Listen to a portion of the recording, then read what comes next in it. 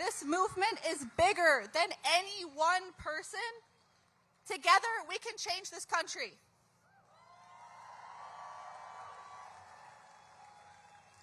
Thank you so much. Next, we'll have Cy Day-Smith speaking, the Deputy Director of Voices of Florida. Thank you.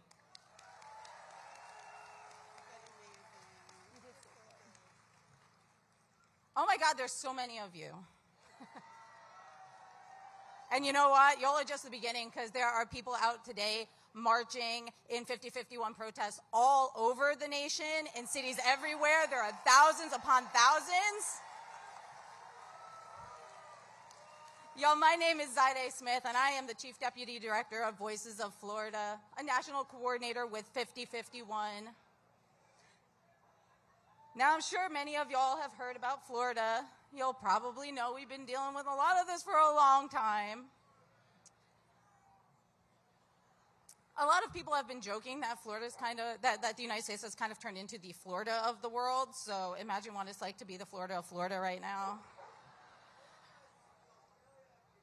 I love that. Listen, Florida has been sort of the testing ground for a lot of what y'all are seeing before you. None of this is really new. It's just straight out of the Florida Handbook. Voices of Florida has been battling in our state for reproductive justice, equitable education, healthcare access, and LGBTQIA+ rights for ages now. A lot of folks wrote Florida off in this nation, just like a lot of people in the world are starting to write off America. But our problems are everybody's problems, and that's how we wound up here today.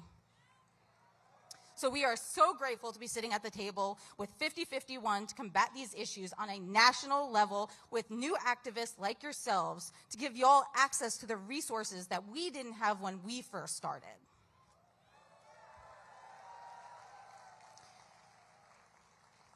Y'all, the American dream is dying, and I don't say that with joy or arrogance. I say that with mourning for the future that we all longed for as Americans. The American dream is the notion that with hard work, success and prosperity is accessible to everyone. It's faith in that dream that brought countless families to immigrate to the United States, and it is because of that dream that we are all here today, descendants of those immigrants. That dream is turning into a nightmare.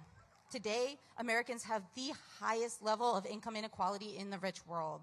And in the past 20 years, Americans have experienced the greatest increase in that income inequality in the world. And that's not a mistake. That is by design. We are experiencing the death of the American dream in real time. And it's not only dying, it is being violently murdered in front of us. The ultra-wealthy are not merely accumulating wealth, they are stockpiling it in obscene amounts while watching the nation fall into economic collapse. They have created a system in which they amass absurd net worth on the backs of hardworking, impoverished Americans. And what they don't want to tell you is that the system only works if they maintain control over the workforce. We are being systemically isolated from the rest of the world. Our media is being censored. Our borders are being closed. Access to help and resources are being withdrawn. Air travel has been made unsafe. And make no mistake, the president knew that tariffs would cripple the economy. That is exactly why he passed them. By spiraling our nation into severe economic collapse, Trump is ensuring that low and medium income Americans will never be out from under the boot of the wealthy elite in this country. We are in a crisis in which economic instability, climate change, and authoritarian overreach are feeding into each other to create a system in which the average American cannot possibly thrive. If billionaires, not to name names, raking in millions per day wanted to actually solve these issues, they would. But they choose to instead hinder progress to ensure that they continue to stay at the top. This is why they are canceling research on climate change. This is why they are dismantling education systems. And this is why they are privatizing Social Security. What's worse is they don't want to be held accountable. And that's why they are placing blame on our most vulnerable Americans, immigrants and trans folks. The average American will never be affected by the existence of a trans athlete. Yet, that is what they want our attention to be on. You know what we are affected by? Hunger. Rates of death by starvation in the United States has more than doubled since 2018. It is time to wake up, America. It is time to remind the grotesquely wealthy that we are more than just cheap labor. We are human beings. We are the backbone of this country. We, the people, are the future of the American dream, and we, the people, are taking it back. Again, I'm Zaide Smith, Deputy Director of Voices of Florida. Thank you so much for being here today. And I am very, very excited to introduce my Executive Director and friend, Sarah Parker. I want you guys to do a little chant. There are organizers that have never organized in their life right now in the streets. When I say 50-50, I want you to say one. 50-50. 50-50. 50-50. My name is Sarah Parker. I am the Executive Director of Voices of Florida and a 50-51 national organizer. But most importantly, I'm a mother. Let me be clear. 50-51 is not just a movement. It is a declaration of independence. We have no leaders, and we are beholden only to our values and to the people across this land who dare to dream, hope, and to believe in a better tomorrow, a better world, and a better America. 50 states, 50 capitals have now turned into one movement. The 50-51 movement is the American people. It's you, the person standing next to you, your friend, your loved one, and the people you are fighting for. We will most importantly continue to fight for our Constitution, fight to end executive overreach, and we the people will veto Project 2025.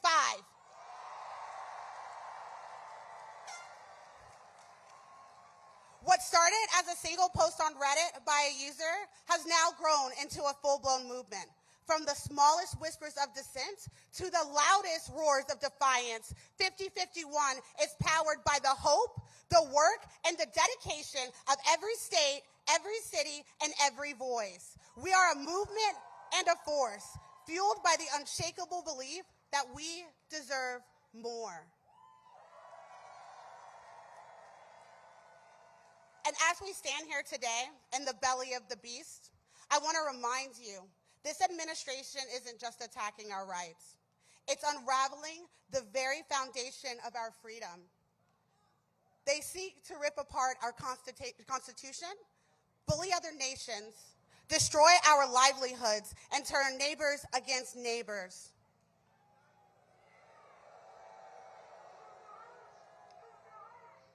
But most of all, they seek to unravel you. They want to steal your dreams, extinguish your hope, and erode your faith. Their goal was never simply to capture the White House or subvert our Constitution. It was to break us, to leave us hopeless, exhausted, and fractured. But I'm here to tell you, we will be damned if they succeed.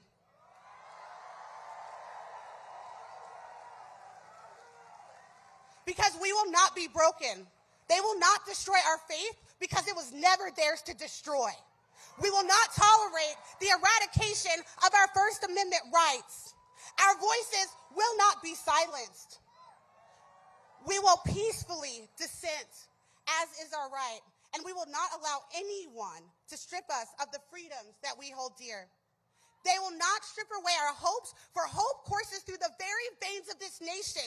It is embedded in every pivotal moment of our history. Hope built this country. Hope transformed this country, and hope will carry us forward.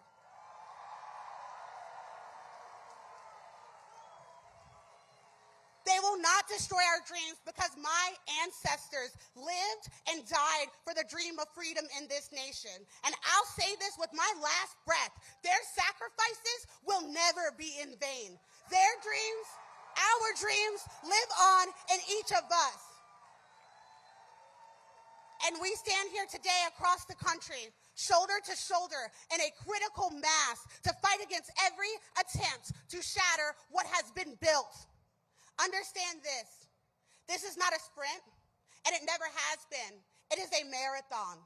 Long before any of us were born, long before the movement, before they thought that they could seize control, this battle was set in motion.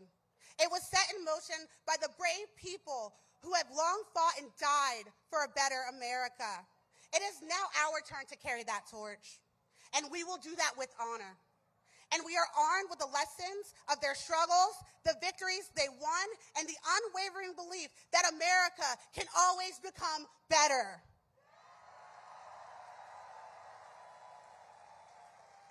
The fight for freedom, equality, and justice has never been easy, but it has always been worth it.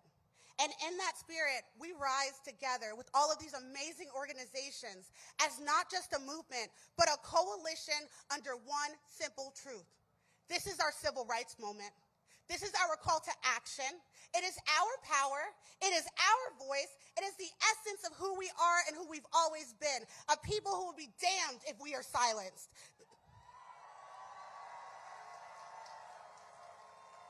They will never break us. They will never steal our future.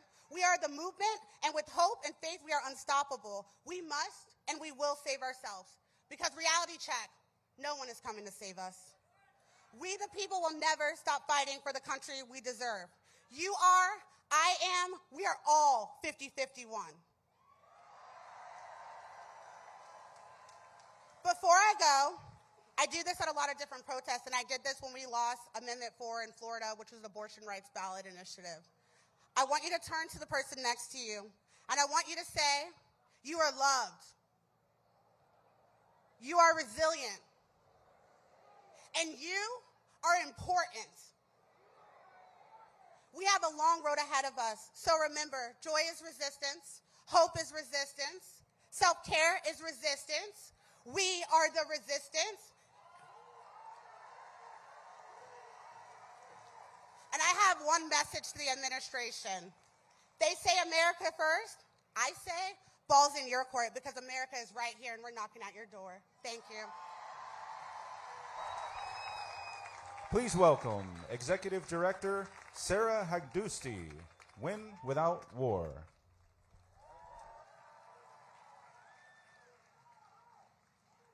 Hi, everyone. My name is Sarah Hagdusty, and I am the Executive Director of Win Without War, a movement of 200,000 strong across the country. And I am here today to tell Elon Musk and Donald Trump to keep their hands off our families. Donald Trump tried to tear my family apart. When the Muslim ban first came down, I was pregnant with my first child and terrified that my mother would not be allowed in the country because she, like me, simply happened to be born in Iran. And I want to say thank you to every single person who showed up today, because it was because of protests just like this, as well as legal action from our movements, that my family was okay. That said, there are so many others who are not. Because Donald Trump wants us to believe that families like mine and families like yours should have to suffer, be separated, or even die because of his warped notions of national security. Donald Trump claimed that it was because of national security that Mahmoud Khalil was abducted in front of his wife, who was 8 months pregnant, and shipped off to Louisiana because of his free speech. Donald Trump claimed that it was because of national security that Romesa Öztürk, a PhD student, was abducted by masked agents and shipped off for daring to publish her opinions. Donald Trump claims that it was because of national security that immigrants are being arrested and shipped off to mega prisons in El Salvador run by an autocrat. And one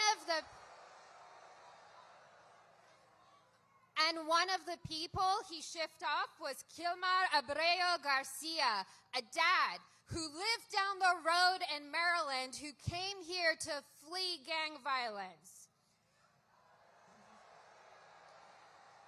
Donald Trump tells us it's a matter of national security that Bibi Netanyahu ripped up the ceasefire and is now back to slaughtering and wiping out whole families in Gaza. Now let me be very clear. Not a single person here is more safe when parents in Gaza have to dig with their bare hands through rubble, hoping that their kids are alive. Not a single person here is more safe because the families who lost loved ones and had loved ones taken hostage by Hamas during the horrific October 7th attacks are still waiting to have their loved ones come home.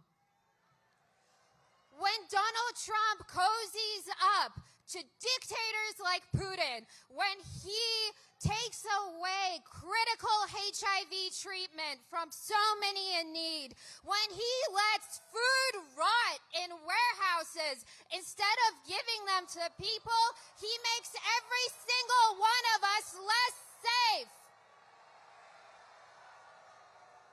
That's why I'm here today to say hands off our families. Hands off our students. Hands off our neighbors. Hands off aid. And hands off Gaza.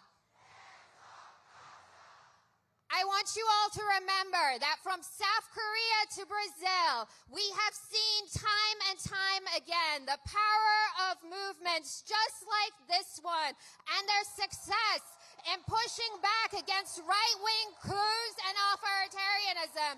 And that is what we are here doing today, and that is what we will keep doing until we win. And I am so grateful to be here with you as we get it done. Thank you.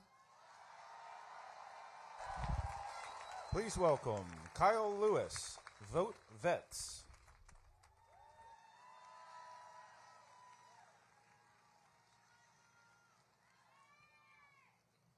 Oh my gosh, you guys look fantastic. I wish you could see this.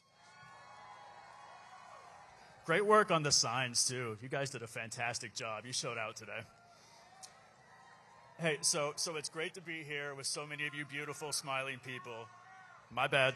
My name is Kyle Lewis, and I'm here with Vote Vets, the first and largest organization for progressive veterans in this country. I'm a veteran, a father, a Medicare beneficiary, and a stage 4 cancer thriver.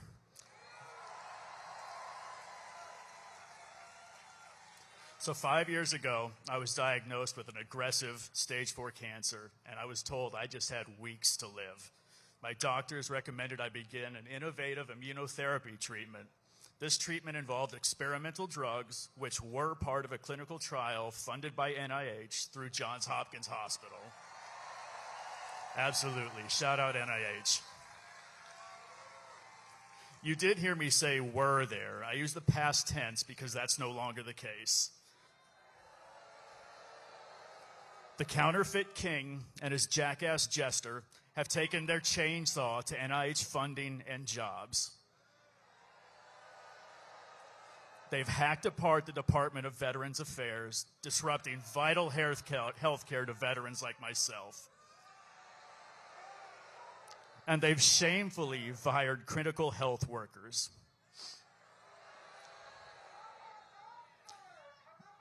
They've wantonly slashed money for clinical trials and other crucial medical and scientific work which leads to breakthroughs like the drugs that saved my life, drugs that in many cases are no longer available. My life and the lives of millions of Americans with cancer and other life-threatening diseases are now at even greater risk. The lives and well-being of veterans are at risk. All of this because the greed and inhumanity of a tiny number of obscenely rich billionaires. Absolutely. They want to fleece the people's government, our government, and seize more money for themselves. And make no mistake, these are our tax dollars. This is our money. These are our services. I was and remain extremely lucky to be here. That clinical trial and those drugs saved my life, and they're the only reason I'm standing up here speaking to you today. They're the only reason my young children got more time with their dad. If I received my original diagnosis today, I wouldn't be so lucky. If my cancer comes roaring back, and the available data suggests that it will, I won't be so lucky. All across our United States, we have family, friends, neighbors, and coworkers who have suffered through cancer and other deadly diseases. We know veterans who depend on VA health care. Our lives are now at greater risk because my life-saving treatment and others just like it have been destroyed by this administration. Funding for medical and scientific research is a core government function. It will not and cannot be replaced by private companies. We've seen what happens when we do that. We get the Sacklers and the opioid crisis. We get skyrocketing insulin prices. We get Martin Shkreli and unobtainable HIV treatment costs. I did not vote for the felonious Pharaoh, and no one voted for his wannabe Willy Wonka, both of whom are destroying our livelihood. To them we say, hands off medical research. Hands off science. Hands off Veterans Affairs. Hands off Medicare and Medicaid. And hands off our services. Thank you so much for being out here today. You guys look beautiful. I love all the signage. And remember, this is what resistance looks like. Like the man said, somebody got to do it. Please welcome Representative Catherine Clark.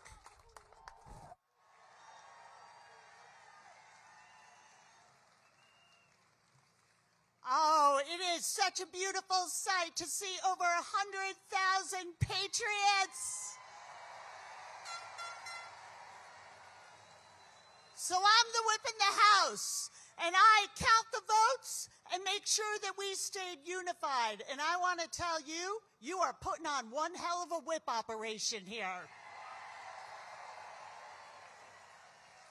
You are not just saying hands off. You're not just standing up for your family and your community. You are the patriots standing up for our country. This is all about all of us versus the billionaire class and the politicians that they have purchased. This is about a Republican Party that has not betrayed just you, but the very people who voted for them. So we say to them, hands off our Social Security. Hands off our Medicaid. Hands off our public schools. Hands off our child care. Hands off our science and research. Hands off our veterans' benefits. Hands off our civil rights. Hands off our bodies. And hands off our vote. We do not want a government of, by, and for the billionaire class. And we want to make sure that you are heard on the other end of this mall at the Capitol. And right over there at the White House. And we're going to tell them, we see your cowardice. We see that you have chosen power over our country, over democracy, and we're here to tell you we're not going to stand for it. What we're going to do is stand together against the lies they're telling us every single day, against the fascist lie that our bodies are not our own, that non-white means non-qualified, that billionaires are worthy of dignity more than working families, the lie that our children should go to school hungry and that our seniors should die in poverty. So these have been desperate times, and we can get full of despair. That's the strategy. But I'll tell you, look around. Our power lies in our number. So we're going to keep up the fight, and we are going to build a future that is worthy of our children. Thank you for being here. Please welcome Co-President Rob Weissman, Executive Chair Norm Eisen, State Democracy Defenders Action, National Campaigns Director Anu Joshi from ACLU.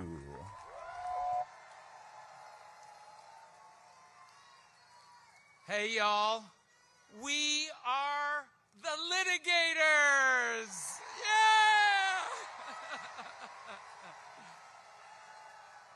With our big coalition of hundreds of democracy and civil society groups, labor and federal employees, and ordinary folks like the over 100,000 of you, we have gone to court from San Francisco and Seattle to New York and New Hampshire. And we and our coalition have won.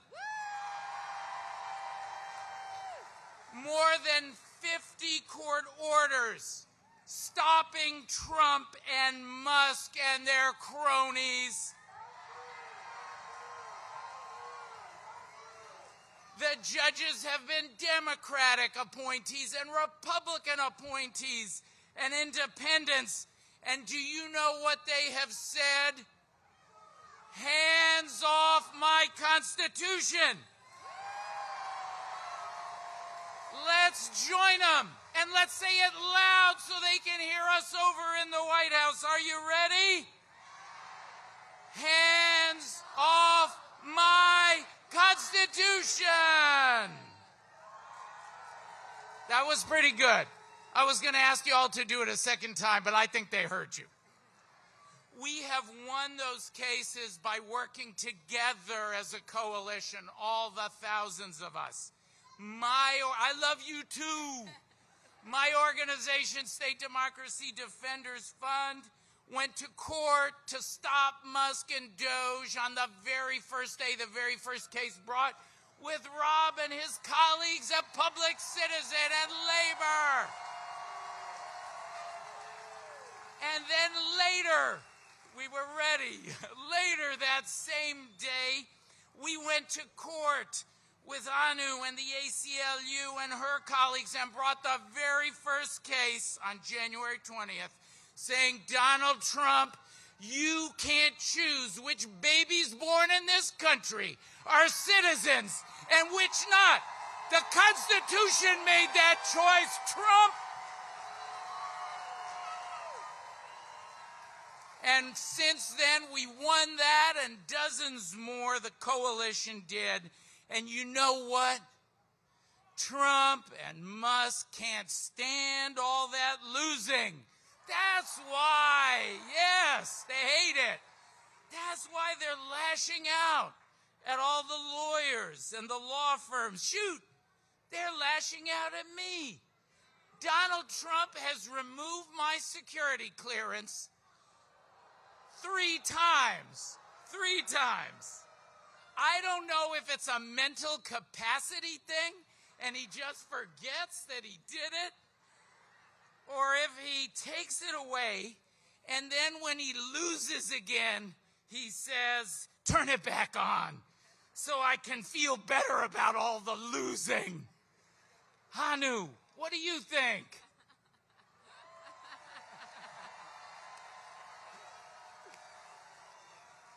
How are we feeling? My name is Anu Joshi, and I am with the American Civil Liberties Union. In the just over 2 months since Inauguration Day, the ACLU has filed over 30 lawsuits against the Trump administration for their extreme, cruel, and illegal actions. And we are winning, and we are not slowing down. Yes. But the truth is, while fighting and winning in court is important, we all know it's not nearly enough. We need the power of the people. And together, we must demand that our members of Congress and our governors and our mayors and big law and university presidents and CEOs get in these damn streets with us. They need to show us that they will not capitulate to the Trump administration's threats. The Trump administration's attacks on our right to dissent are the biggest threat to the First Amendment since the Red Scare. The unconscionable and unconstitutional arrests of international students and scholars should alarm every one of us. ICE has illegally snatched people from their homes and neighborhoods, threatened their legal status, and sent them across the country with no notice to their loved ones or their lawyers. All of this in direct retaliation for constitutionally protected speech. The government cannot punish us because they don't like what we say. That's not my opinion. That is central to the Constitution. One of those students that was rounded up is our client, Rumyesa Ozturk, a Tufts University student who is illegally accosted and arrested outside of her home by plainclothes federal agents and then sent over 1,000 miles away to a for-profit private prison in Louisiana. And all of this terror inflicted because she co-wrote an op-ed for her student newspaper. That's why the ACLU of Massachusetts, CLEAR, and Masa Kambabi are standing with Rumyesa in court in defense of her First Amendment rights. The government cannot punish us because they don't like what we say. I want to end with a statement from Rumyesa that she shared with her legal team earlier this week. I am a PhD student working with children and youth.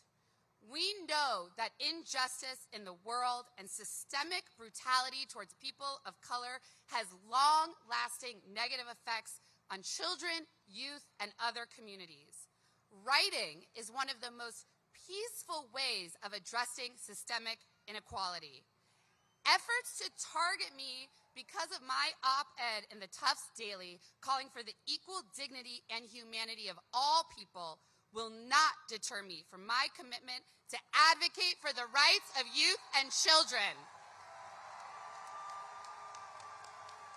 And we cannot let it deter us from fighting for the future of this country.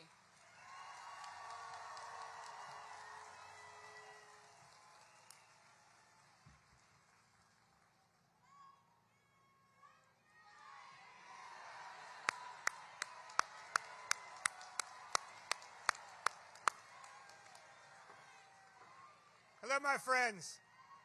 I'm Rob Weissman with Public Citizen. As you have heard today, and as you know, we are living under the most lawless Constitution trampling administration in American history.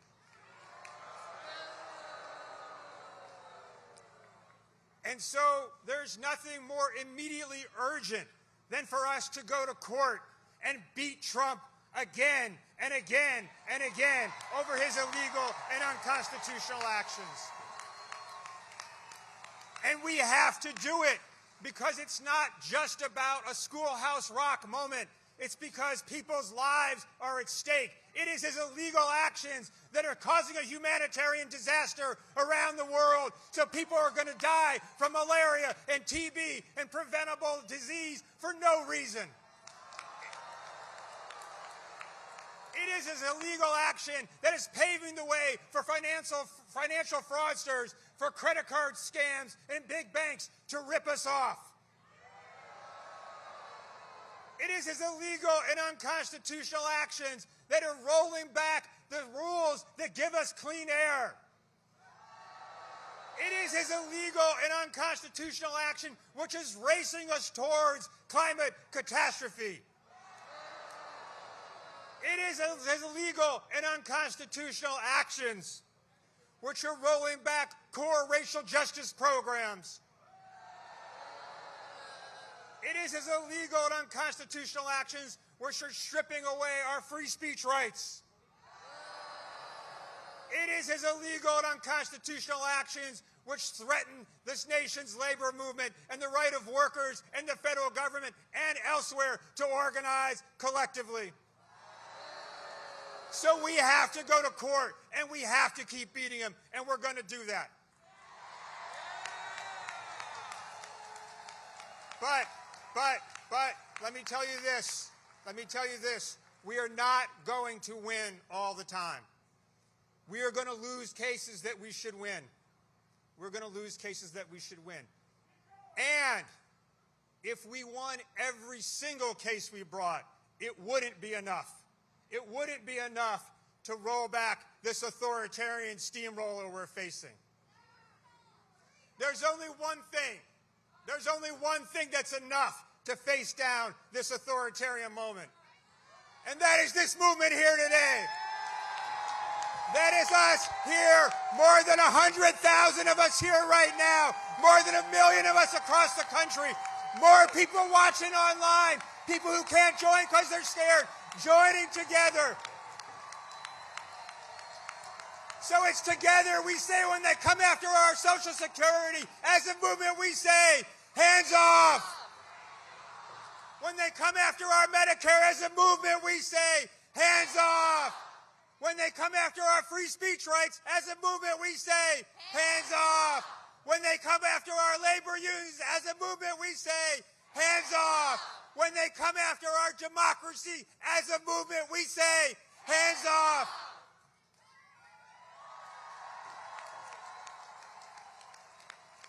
That's how we're going to win.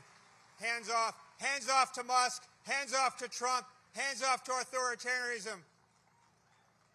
But hands open to each other, my friends. Hands open in embrace of each other.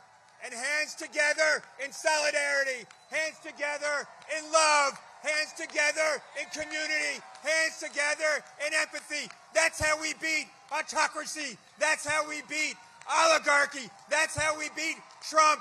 That's how we send Musk back where he belongs. That's how we rescue our democracy. Together, hands together, hands together, hands together, hands together, hands together.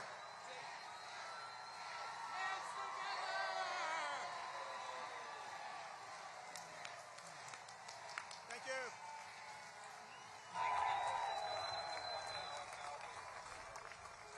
Please welcome Interim Executive Director Portia Allen Kyle, Color of Change.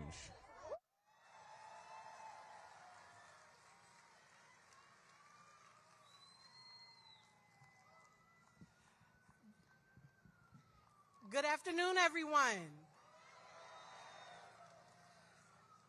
My name is Portia Allen Kyle, and I have the honor of leading Color of Change.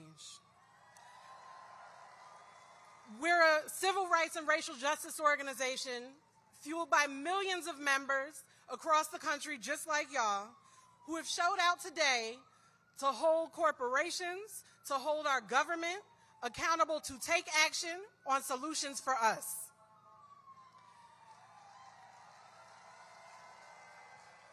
I wish we were gathered here under different circumstances, but 100,000 plus people here and millions of folks across the country coming together to stand up for our future is a beautiful thing.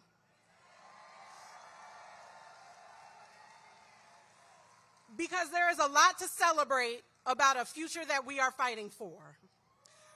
We're here to tell those in power to take their hands off our futures, their hands off our economic vitality, to take their hands off our democracy. And we've seen what they're willing to do in this fight. They're willing to rob our families of stability and opportunity, all to protect the interests of the wealthy and the well-connected.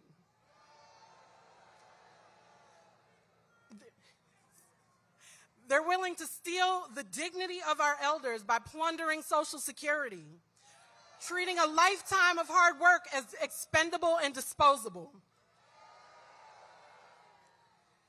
They're willing to gut the jobs of government workers who keep our communities running and keep our communities safe, just to consolidate power and profit. And this is just the latest chapter in a story and a long history designed to strip Black communities, Indigenous communities, Latino communities, queer communities, and our disabled brothers and sisters from our power, our purpose, and our possibility. But they can't. And we won't let them. The goal of this administration's agenda is predicated on anti-Blackness and a neo-segregationist agenda and approach that is seeking to erase us and erase our history. And while they seek to break us to embolden themselves, I'm reminded of the words of Alice Walker, prolific writer, Black womanist thought leader, who said there are those who believe that Black people possess the secret of joy, and that it is this that will sustain them through any spiritual or moral or physical devastation. And as a Black woman who has experienced the cruelties and injustices of this world, but who will not let it break me, I know her words are correct. She says resistance is the secret of joy. And that's something I want everyone here to remember today, because there's something that is viscerally satisfying when we say absolutely the fuck not. We must remember to find joy even in the darkest of times, because our joy is resilience. Our joy is defiance. Our joy is the sustenance that keeps us fighting for freedom and justice. And that joy and that motivation will take us a lot further than the hate that fuels them.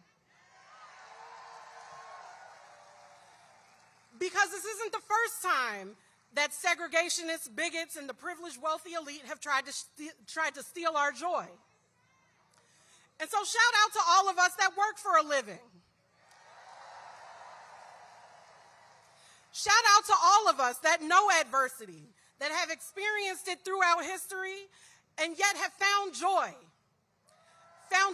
in community, found joy in togetherness, found joy in the collective imagination and fighting for a just and equitable world that we just haven't experienced yet. And as always, it will be Black communities, communities of color, queer people, disabled folk, and our allies who are on the front lines fighting for our freedoms.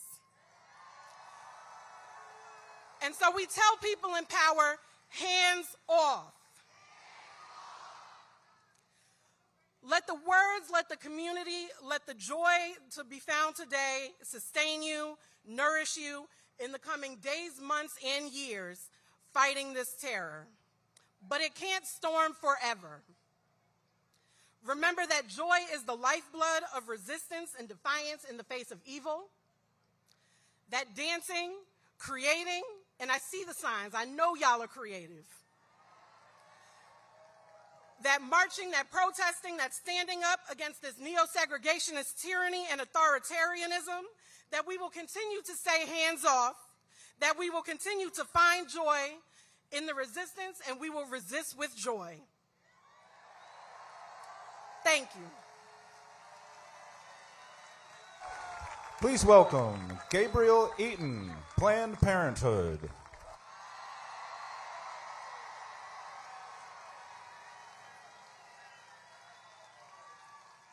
Hello, beautiful people.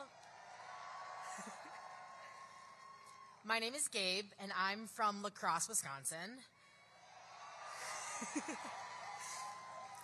That's the Wisconsin where the richest person in the world spent millions of dollars trying to buy a state Supreme Court seat, and he failed. Can I hear it for all the Wisconsinites defending democracy? Let me tell you a little bit about myself. I am Black. I am Filipino-Japanese, second generation. I'm a disabled trans man. But I'm also a Medicaid patient. I'm also a person who uses food stamps. I'm also a person who has been through houselessness in this country. I am also a person who has gone through substance use and addiction. And most of all, I am a patient of Planned Parenthood.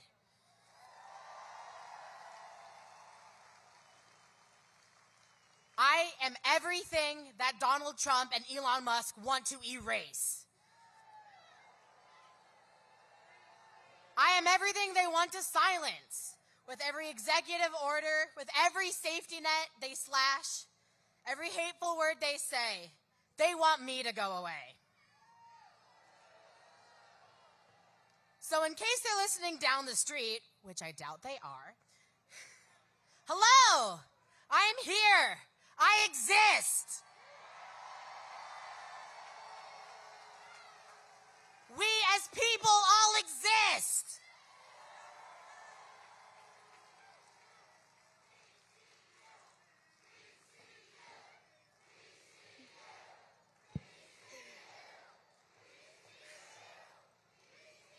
Thank you, loves. But they do keep trying. Every day, there's something new to be pissed / terrified / heartbroken about. Last week, Donald Trump and Elon Musk came after an organization near and dear to my heart, Planned Parenthood. Show of hands, how many of you have been to a Planned Parenthood for care? Or has had a neighbor or a loved one go? I love you all. Thank you. I'm not at all surprised nor shocked because 1 in 4 people have been to Planned Parenthood. It's for our communities and for our neighbors. I've been a Planned Parenthood patient many times over for an IUD and birth control, for life-saving HIV protection through PrEP, for testosterone, for an overabundance of condoms and safer sex materials, for letters of support for my top surgery. Planned Parenthood has our backs. And I've always had Planned Parenthood's back, but I'm now here to support and show my love for this organization. And I'm also here to tell you what you need to do. You need to call your members of Congress. You need to call your local politicians. Tell them to protect Planned Parenthood patients by any means necessary. This isn't an ask, this is a tell. Tell your friends, tell your neighbors, tell anybody who will listen to you. Tell them to keep their hands off of our health care. Hands off our health care. Hands off our health care. Hands off our bodies. Hands off our bodies. Hands off our bodies. Tell the billionaires down the streets that want to tell us what we can do with our bodies and our lives. Tell them to fuck off. Tell them we deserve better. And that's why I'm here today, to remind them that they cannot take away our rights. They cannot take away who I am, because I won't let them. We won't let them. We won't let them. Because one more thing about me is I've been coming out to protests and demonstrations from when I was 8, little kid for Prop 8 in California, when my rights were forged. I've used my voice to fight for my neighbors in my community. This is who I am. This is who we are.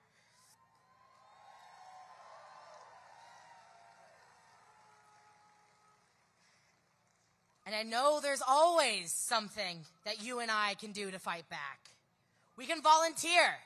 We can knock doors for the election like I did.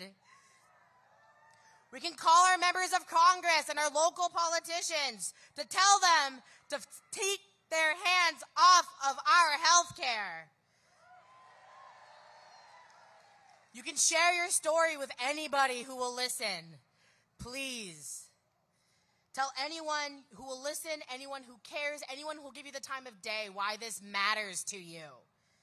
There are hundreds upon thousands of us, and we are not going away.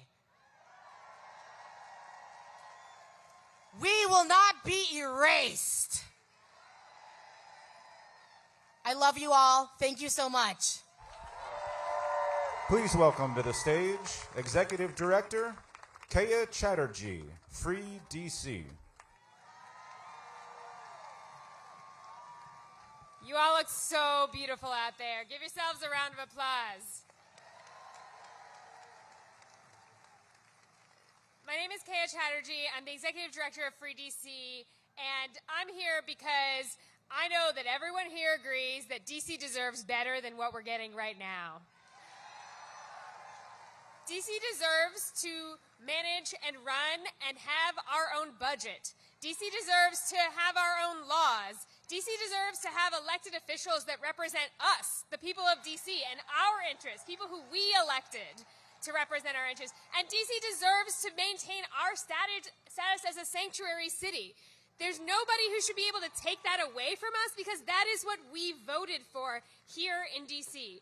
Now, this administration is attempting a power grab in so many ways, but is also attempting a power grab over the people of DC and DC communities. And it is up to us, it is up to all of us to stop them. Whether or not you live in DC, it is up to us. We have to stop them, because when we talk about DC, we are talking about more than just any old city. We are talking about the capital city of this country.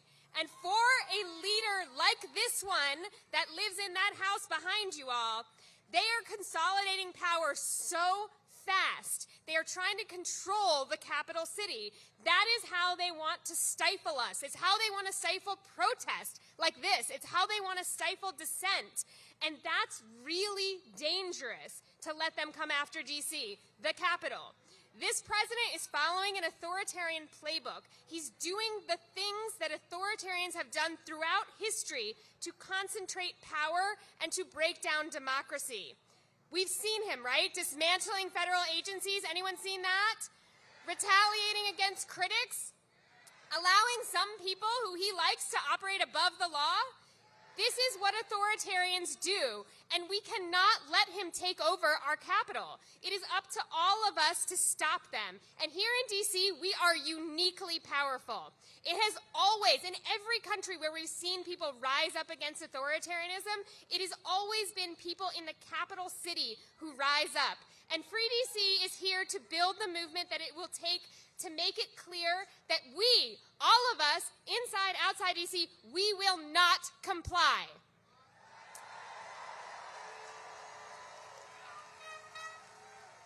I know that we can do this because, unlike the president, I know the people of DC. And some of you heard this morning the go-go beats that we danced to. We saw some of our students up here this morning, our beautiful students who are brilliant. And we know that our neighbors are connected to each other and in communities that love each other. Those are the things that make it impossible for a leader to oppress people.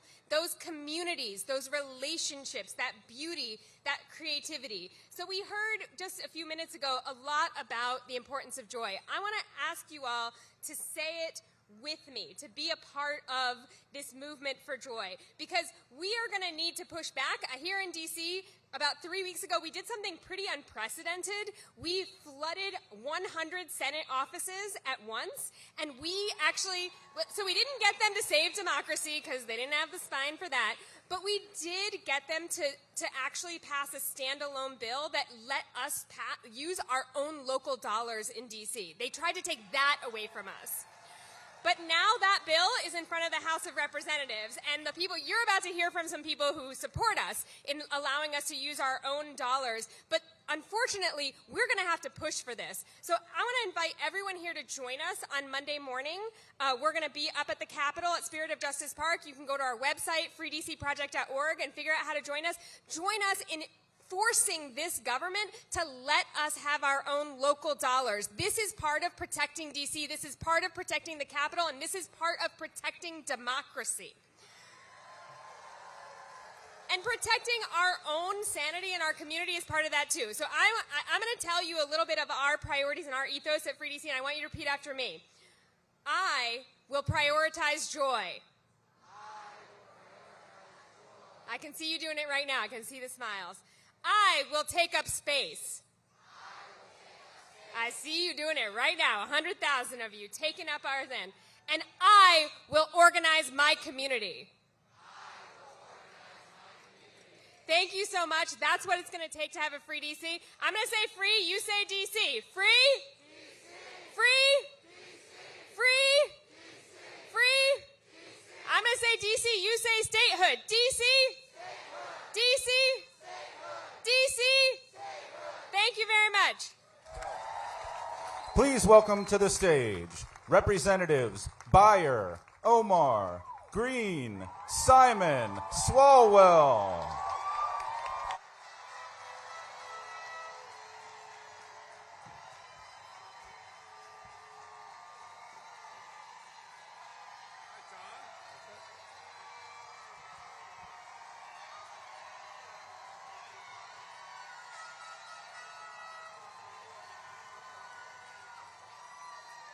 My name is Don Beyer, and I am ashamed of what Donald Trump is doing to our country. Donald Trump says he wants to make America great again, but he's making America the 1930s again. Herbert Hoover gave us the crash of 1929. Donald Trump gave us the stock market crash of 2025. Herbert Hoover gave us Smoot-Hawley in the Great Depression. Donald Trump has given us the largest tariffs ever in American history, a plunge in consumer confidence, and he's destroying our economy. The Great Depression, 1930s, gave us 25% unemployment. Elon Musk has already fired hundreds of thousands of people, government, federal employees, contractors. Lee Zeldin's gutting the EPA. They had no EPA in the 1930s. They had the Dust Bowl. Donald Trump is cutting the CDC. They had no CDC. Instead, millions of people died from polio, from measles, from tuberculosis. Donald Trump's gutting the NIH. In the 1930s, cancer was a death sentence. And then there's the Department of Education. They fired half the people. All of their civil rights organization. They had no Department of Education civil rights, and all of our schools were separate but equal. And then there's diversity. In the 1930s, if you were a Jewish American or a black American, you were denied neighborhoods, jobs, society, education. Women could be secretaries, teachers, and nurses if they were unmarried. And if you were gay or a lesbian or trans, you led a life of complete secrecy and repression. We are not going back. We will be fearless, relentless, angry, smart, and we will be tireless. My favorite wisdom is all life asks of us is that we live it with courage. So let me give you one of the most courageous members of Congress, my friend Ilhan Omar from Minnesota.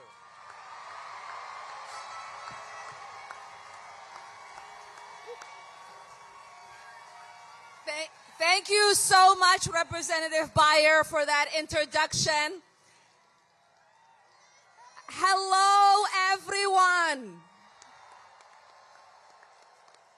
It is so good to be here with over 100,000 American patriots. It is a reminder that the American fighting spirit is alive. Because, folks, we are in a fight. We are in a fight for our democracy. We are in a fight for our Constitution. We are in a fight for our families. We are in a fight for the kind of future we want in this country. We are currently living through a president who wants to be a dictator. In America, we do not accept dictators and we do not accept kings. We have a billionaire who has bought a seat next to the president, using him as a puppet. American democracy has never been for sale, and it won't be today. We are seeing a cowardice. Congressional Republicans that are utilizing the chaos our fascist president is creating to cut Medicaid, Social Security, and take away our rights. While they give $4.5 trillion in tax cuts to their billionaire puppeteers. None of this is normal. This is why we have to fight for our Constitution. It is because here is the thing. No matter who you are, Elon Musk and Donald Trump and corrupt congressional Republicans are coming for you. If you are a mother struggling to put food on the table, they are coming for you. If you have elderly parents that you are trying to put in a nursing home, they are coming for you. If you are a senior relying on Social Security, they are coming for you. If you have disabled children and you're trying to make sure they have access to education by cutting the education department, they're coming for you.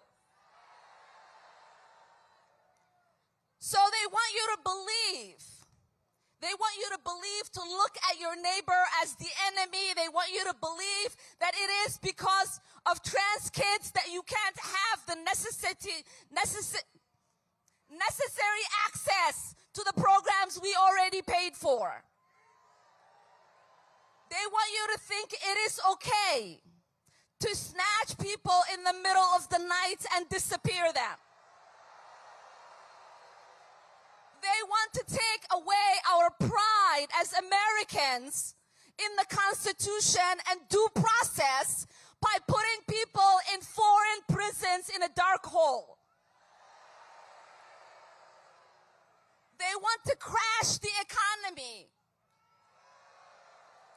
so that they can set up a process of punishment and reward. So they can grab more power for who will bend the knee and give them access. None of this is normal. So if you want a country that has the marvelous Constitution we have to fight for it. If you want a country that still believes in due process, we have to fight for it.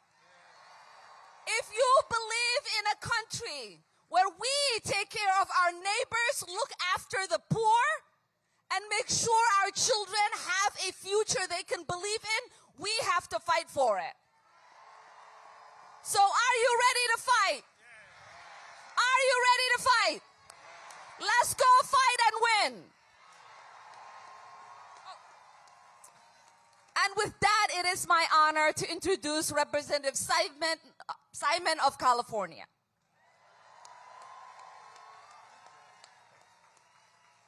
Hey, good people. So I've been in the United States Congress for about 3 months.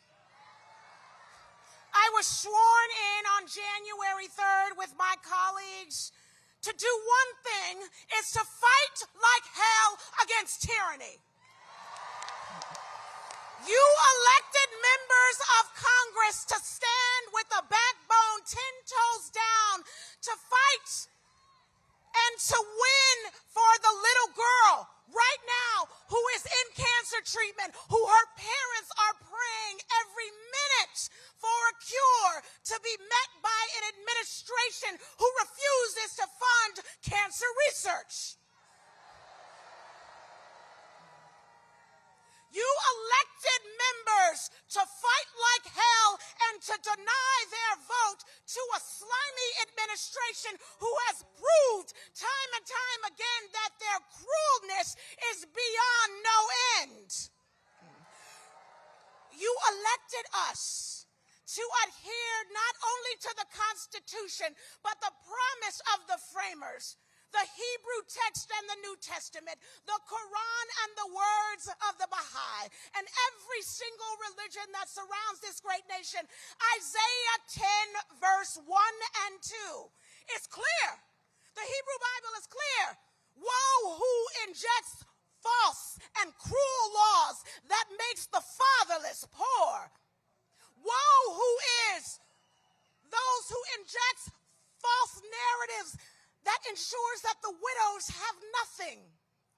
I tell you one thing here, as a new member of Congress and as an organizer 30 years deep in our neighborhoods, and yes, I'm from Oakland, that when evil is confronting us, guess what we do, America? We pull up. We pull up. So, for that family who has an elderly, beautiful relative who is struggling with ALS, for that family who is struggling with a disabled child, I want you to know, despite this administration's promise to end rights for people with disability, regardless of this administration's aim to stomp on the backs of our elderly, regardless of this administration's promise to end inclusivity and to throw out our children, not only, brothers and sisters and siblings, will we fight, we will use the strategic force of this body and the 2 million strong that are out in the streets today to win. At every city hall, at every governor's office, and yes, right here in the White House, our lives depend on it. Not only are not we going back, we are going north. We will win because evil will never prevail. Let's keep fighting. And with that, I want to introduce my brother, Congresswoman, by the way, thank you so much, Congresswoman, Congressman Eric Swalwell.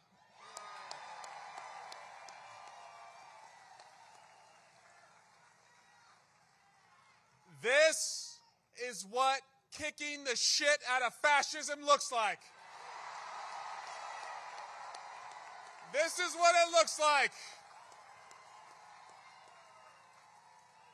We've seen a lot of people cave to fascism in America.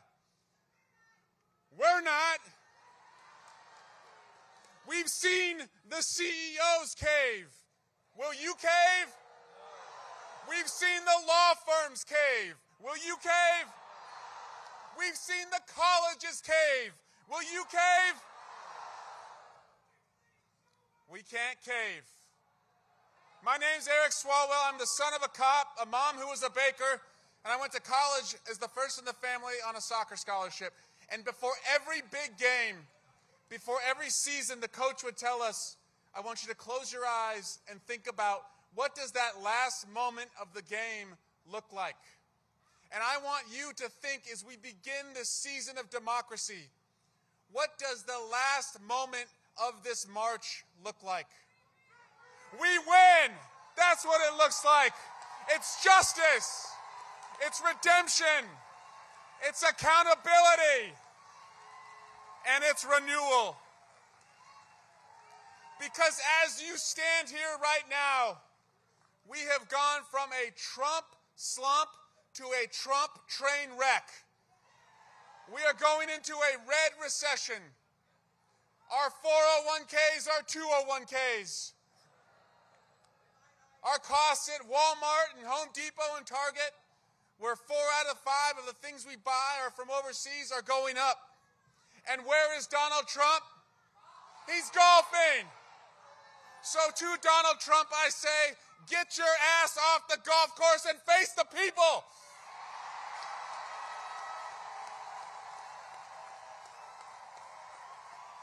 America first. It's Trump first. This guy is a con. Trump Bibles, made in China. Trump sneakers, made in China. The Trump shitcoin, made on a computer, made in China. And he's not just disappearing people. He's disappearing rights. And to that we say, disappear, we're still here. Our veterans, we're still here. We're still here. We're still here. That's right. He wants to disappear our veterans and women and hardworking immigrants and our seniors and our kids and the sick. We're still here. So you are asking us, what is the plan? And I'll tell you this, we are not going to give a single vote to fascism inside the Congress because we know you're fighting outside the Congress.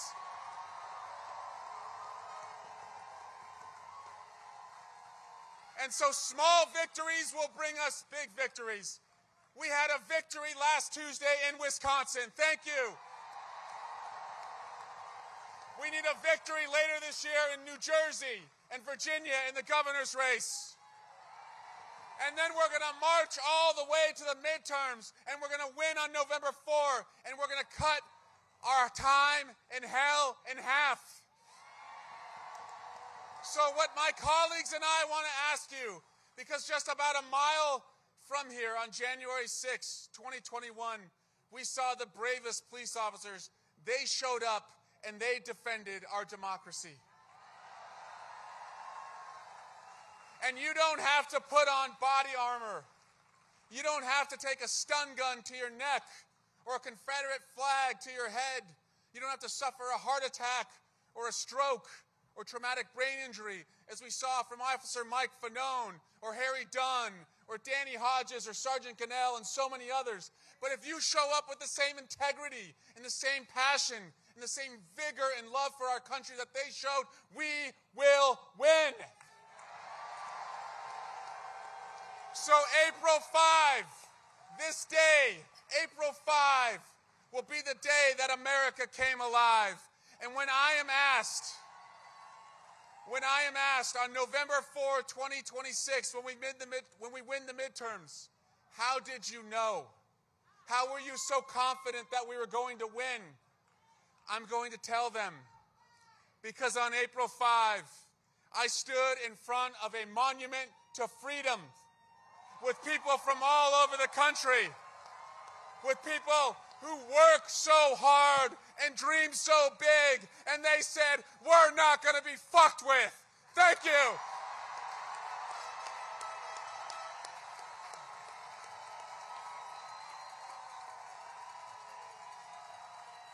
And now, it's my honor to have us close out the congressional speakers to introduce to you someone who has been censured but is not silenced, Congressman Al Green.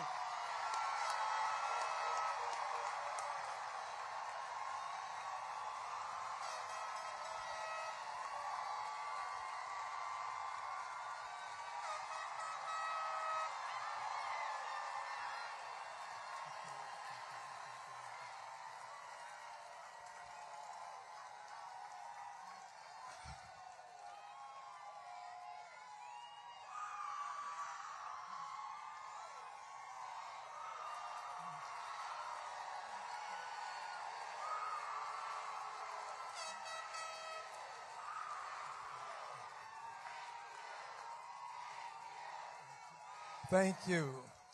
Thank you. Thank you. Thank you. Thank you. Thank you. Thank you. Thank you. Thank you. Thank you. You touched my heart. Thank you. Thank you. Thank you. Thank you. I am proud to be here today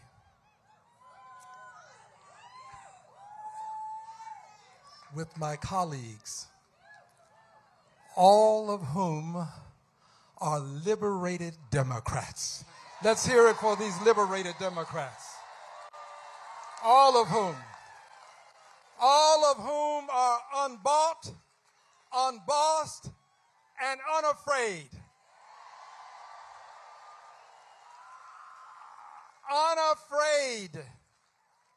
Unafraid to stand up for the many seniors that are among us.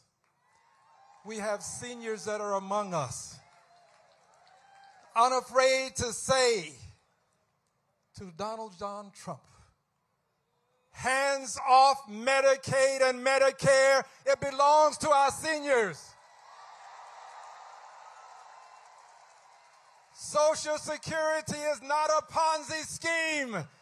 It is a part of the American dream. It belongs to our seniors. And we have to tell President Trump that Canada is not going to become the 51st state.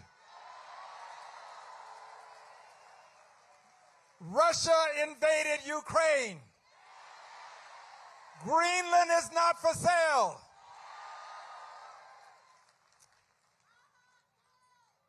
And he also needs to know, dear friends, that Gaza is not going to become a resort.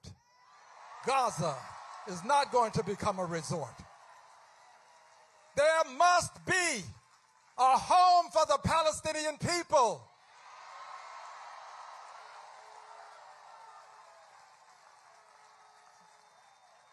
Yeah, there must be. There must be. And I'm here to speak from my heart. This message is from my heart. It's not from my head. This is my heart. I want you to know something. I carry this cane because there are people who don't like me. They don't like my cane. But I carry this cane because after having celebrated my 25th birthday 3 times, 2 years into my 4th 25th, I carry this cane. And I carry this cane because I believe in the 23rd Psalm. That portion that reads, yea, though I walk through the valley of the shadow of death, I will fear no evil, because my rod and my staff comforts me. This is my comforter. This is my comforter. And I want you to know that I'm going to take this staff of truth, and I'm going to take this rod, and I want President Trump to know that he's not going to have a 3rd term. There will be no 3rd term. No 3rd term. No 3rd term. No 3rd term. No 3rd term. But more important than this, dear brothers and sisters, and I say brothers and sisters because there really is but one race, and that's the human race. Yeah, we're all related. We're all related. And L.S.B. Leakey, a noted anthropologist and paleontologist, reminds us that all of human life can be traced back to a single African woman. So if we're not brothers and sisters, we're at least cousins. So dear cousins, hear this message for Donald Trump, for President Trump. This is more important. I want President Trump to know that I will use my staff of freedom to bring forth proudly bring forth a message that should say to him, he may not finish this term. He may not finish this term. He may not finish this term. He may not finish.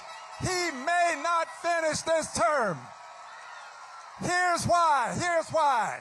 Here's why. Here's why. Here's why. Here's why. Because you are now sowing the seeds that can lead to a Congress being elected that will have the courage to not only have articles of impeachment filed, but to impeach him a third time. Impeach him a third time. A third time. And a Senate. We need a Senate that will convict him this time. And I want you to know from my heart,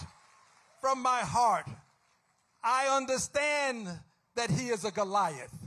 He is a Goliath. He has control of the generals and the military. He has control of the Justice Department. He has control of the Republican Party. But my friends, for every Goliath, there is a David. There's a David. These are your Davids. There's a David. And I want you to know, Mr. President, this David is going to bring articles of impeachment against you within the next 30 days. Within the next 30 days. I'm bringing articles of impeachment. I'm coming for you, Mr. President. This David is coming for you. You don't deserve the office you hold. You can't be entrusted with liberty and justice for all. You can't be entrusted with government of the people, by the people, for the people. I'm coming for you. I'm your David. God bless you.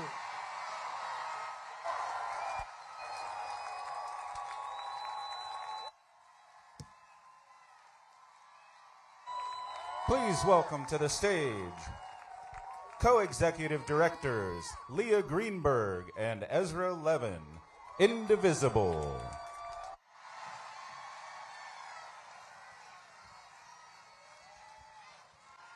right. Hi, everyone. It's good to be here with you today. Thank you. Thank you. Oh, my gosh. Thank you. I'm Leah Greenberg. I'm the co-executive director of Indivisible. I'm Ezra. I'm married to Leah. I'm also co-executive director. We represent a movement of thousands of local indivisible groups around the country. People who decided that politics and our democracy are too important to be left up to the politicians who raised their hand and said, I got to do something. And if that sounds like you, I bet there's a group near you that could use a few new organizers. Now, I want to be so clear about why we are here today. Over the last 3 months, Donald Trump has handed the federal government, the awesome powers of the federal government, over to the richest man in the world. And the richest man in the world has decided that you don't deserve clean drinking water. The richest man in the world has decided that your kids don't deserve good schools and special education. The richest man in the world has decided that our veterans don't deserve services, and your grandma does not deserve fuel to heat her home. The richest man in the world's coming for our Medicare and our Social Security. The richest man in the world is firing the people who protect our workers' rights, who protect our civil rights, who protect our public lands and national parks, who research the cancer and the Alzheimer's and the diabetes cures that we and our loved ones depend on. And they're doing it all. They are doing this all so that they can fund their next round of giveaways to their fellow billionaire buddies. So that Donald Trump and Jeff Bezos and Elon Musk can have another yacht and another fat tax cut. And they know that this is not popular. They know that the vast majority of Americans do not want this. That is why they are attacking our democracy to cement their own power. They are attacking our freedom to vote. They are taking kids off the streets, students off the streets for their social media posts. They're imprisoning innocent fathers in a foreign prison. They're doing all of this.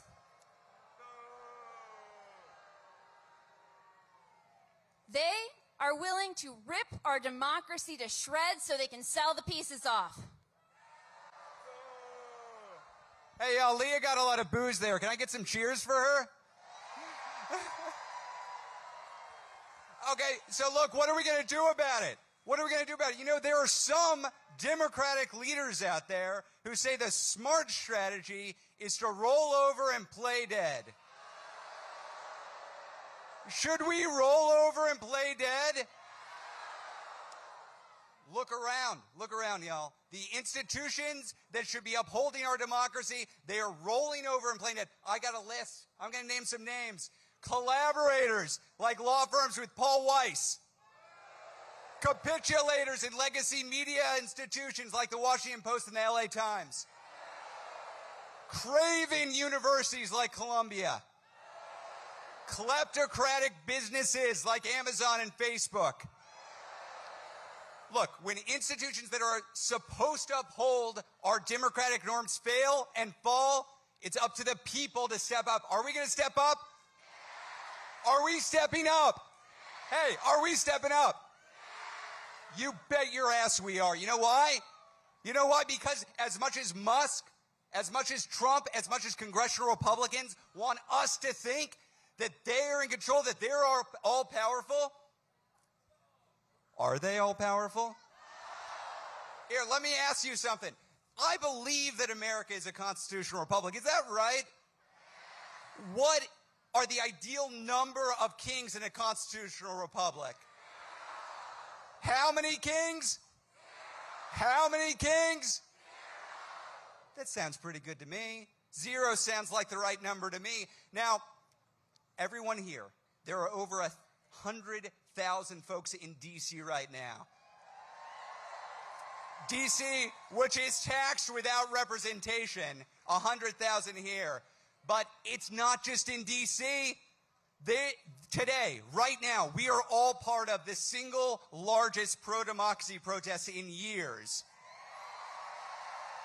Every single state, just about every single community, 1,300 worldwide, y'all, worldwide.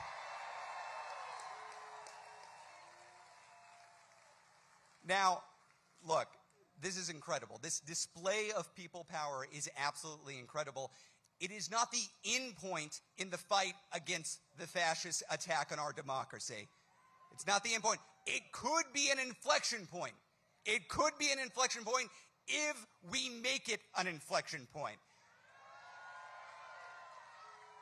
Look, we are not victims of world events, y'all. The fascists, they want us to fear them. Do we fear them? They know that fear is contagious. You know what else is contagious? Courage. Each one of us gets to choose what we put out into the world. What do we choose? What do we choose? What do we choose? Okay, so what do we do with that courage? The next congressional recess, it's just a few days away, begins April 11th. Here's your task. I'm going to give you 3 tasks. If you ever worked with Indivisible, we love a good rally, but we like a plan too. We want to actually put a plan into action. So here's what I'm going to ask you to do. Step 1, there are 100,000 people here. I bet you don't know every one of them. I bet there are some new friends you could introduce yourself to right now. Look at these cool signs. compliment your new friend on their sign. Exchange contact information. Do that before you go to leave this rally. You gonna do that? Okay, 2, on your way home, here's what I'm gonna ask you to do. Think of the 5 friends, people in your community who aren't here but could be here. Are you gonna do it? And 3, when you get home, it's up to you. Nobody is coming to save us. We have to save ourselves. We have to save ourselves. We have to go join your local indivisible group or your local 50-51 or your local Working Families Party group or start your own, but it's up to you. It's up to you. Are we going to accept from our supposed leaders when they tell us to roll over and play dead? Remind me, how many kings? How many kings? How many kings? Damn straight. Okay, now let's go back home and organize the protest. This one's over.